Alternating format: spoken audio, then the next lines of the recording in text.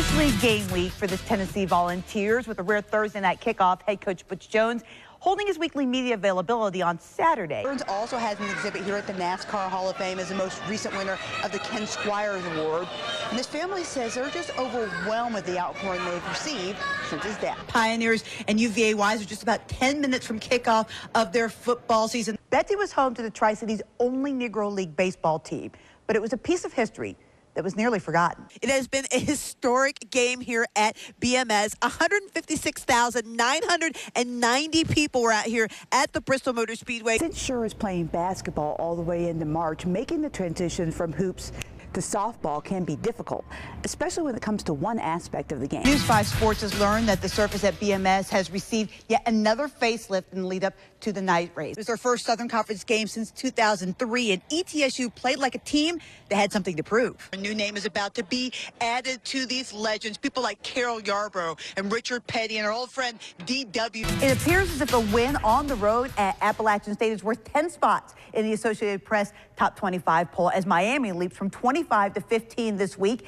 after a 45-10 win in Boone on Saturday. Virginia Tech has impressed one AP voter with its 49-0 win over Boston College. The Hokies got a single vote, which would put them 43rd if the poll went that far. Tennessee struggled at times with Ohio, but that didn't seem to bother voters all that much. The Vols are up one spot to 14th in this week's poll. For the Knoxville Holstons, leading off, Augie, at the ditch. 9.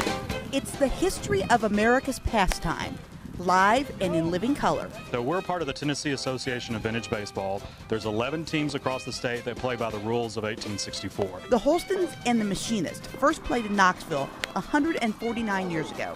They brought their rivalry to Piney Flats to help show how much the game has changed. In the 1864 game, it was a very offense-driven game. The pitcher is supposed to feed the ball to the batter, and the honor was won in the field on defensive play. The game today is going to be a more gentleman game. You'll see a lot more politeness, I think, on the field. People congratulating each other on good plays, good hits, well struck. 2 hands down. Every detail is as it was in the 1860s. In the vintage bat, the only rule in the rule book for 1864 is that the bat couldn't exceed 2 1/4 inches in diameter. So the bat can be any length, any shape. It's going to look like the modern game of baseball, but there's a few wrinkles back to the 1864 rule book. First, it's barehanded, so we don't have gloves. And the second big rule is that we can catch the ball on the bound for an out. Bringing to life the evolution of the sport. So we hope they really get a sense that they're back in 1864 and seeing the national pastime in its infancy and how it was meant to be played. And showing just how far the game of baseball has come.